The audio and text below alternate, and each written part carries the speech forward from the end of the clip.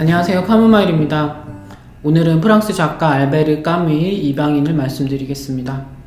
일단 책은 200페이지 초반으로 별로 길지 않고 플롯도 단순하지만 이해하기는 상당히 어렵습니다. 왜냐하면 먼저 이 작가의 심리와 감정이 공감되어야지 작품이 재미가 있는데 근데 그거를 정상인이 하기는 어렵거든요. 메르소는 작가의 분신격인데 성격은 사이코패스라고 봐도 됩니다. 왜냐하면 어머니가 죽었는데 감정 변화가 없고 장례식장에 가서도 담배 피고 사탕을 먹다가 사람들이 이목을 끌거든요. 그리고는 며칠이 안 지나 살인을 해서 감옥에 갇히는 처지가 됩니다. 어떻게 해서 메르소가 사람들이 이해 못할 성격을 형성하게 되었는지, 그게 왜 시대를 흔든 대작의 주인공 성격이 되어야 했는지 이해를 하면 좋습니다. 먼저 대중문화에 투영된 이방인적 캐릭터를 보면요, 무라카미 하루키 소설 상실의 시대의 등장인물입니다.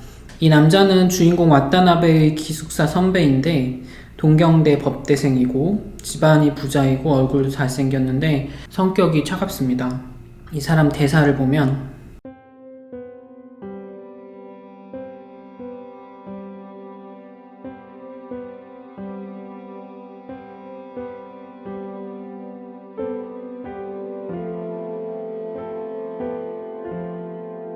이 인물 나가사와는 자기만이 생각과 감정을 갖고 남들이 그걸 이상하다고 해도 별 신경을 안 쓴다는 점에서 메르소와 유사합니다.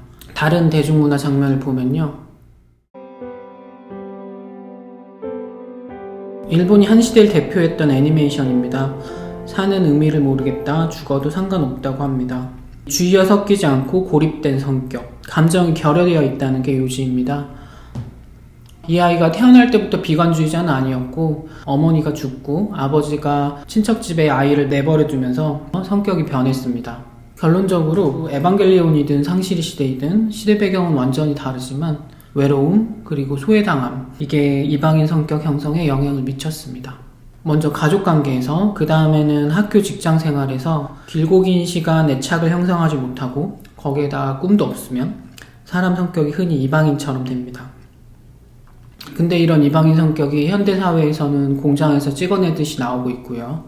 심리학자 에리 프롬이 말한 사회적 성격이죠. 즉 아무것도 믿지 않으면서 쓸쓸하게 살아가는 사회의 존재 양식이 사이코패스 같은 성격을 양산하게 되었고, 그래서 카뮈 이방인은 시대적 대작이 될 조건을 갖추었다고 볼 수 있습니다.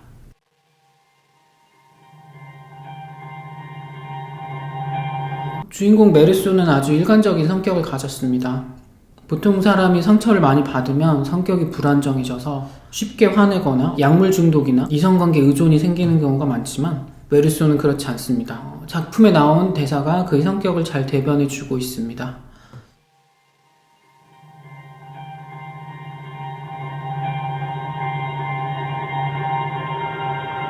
이 대사가 어디서 나오냐면요, 메르소가 사형수 감방에 있는데 사형 당하기 전날에 신부님이, 기독교 사제분이 신방을 옵니다. 안타까운 마음에 마지막 순간에라도 마음을 돌이키게 해서 천국의 길을 보여주자라는 심정이었을 겁니다. 하지만 메르소는 논쟁 끝에 마구 소리를 질러서 신부님을 쫓아버립니다. 작품 속에서 메르소는 한 번도 흥분한 모습을 보이지 않았거든요.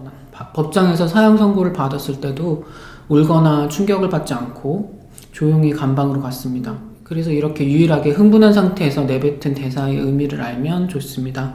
아무것도 중요한 건 없다고 하는데 작가 까뮈 입장에서 분석을 해보면 어떤 생의 의미도 완벽하지 않다, 공격받을 구석이 있다는 겁니다.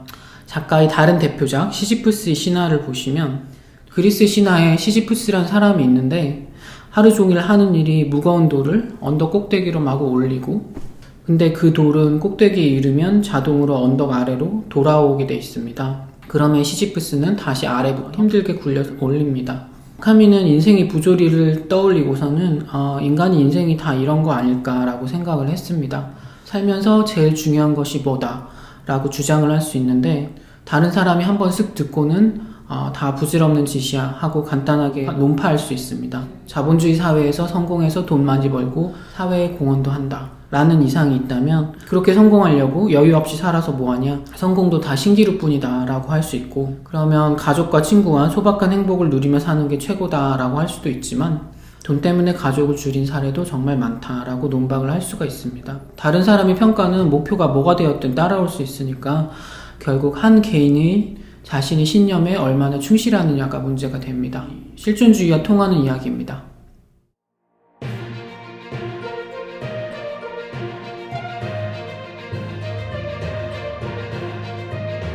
카미는 절대로 흔들리지 않는 이념을 찾아서, 즉 사람이 자살을 안 하고 살아야 할 이유는 무엇인가 너무나 열심히 사색을 했습니다. 그리고 이런 결론을 내리는데,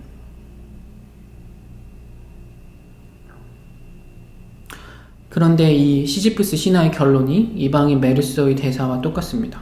시지프스의 줄곧 들리는 둔탁한 소리는 이방인에서의 항상 불어오는 어두운 바람으로 묘사가 된 거고, 인생에서 아무것도 중요한 것이 없는 부조리에서 작가는 반항과 자유 그리고 열정을 이끌어냅니다. 사형수 메르소가 신부에게 소리 지르고 대들은 게 그런 이유라고 볼 수 있고요. 메르소 자신에게 너무나 확실한 믿음이 다수가 믿는 종교, 즉 메르소 자신에게는 아무 의미가 없는 것에 공격을 받으니까 거기에 반항을 하면서 자유를 찾았습니다.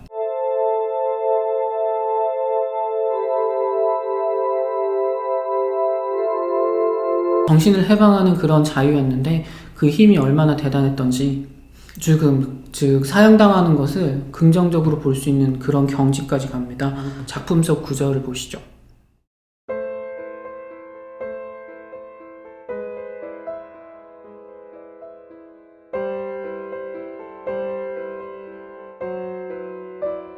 책의 첫 구절이 엄마였습니다.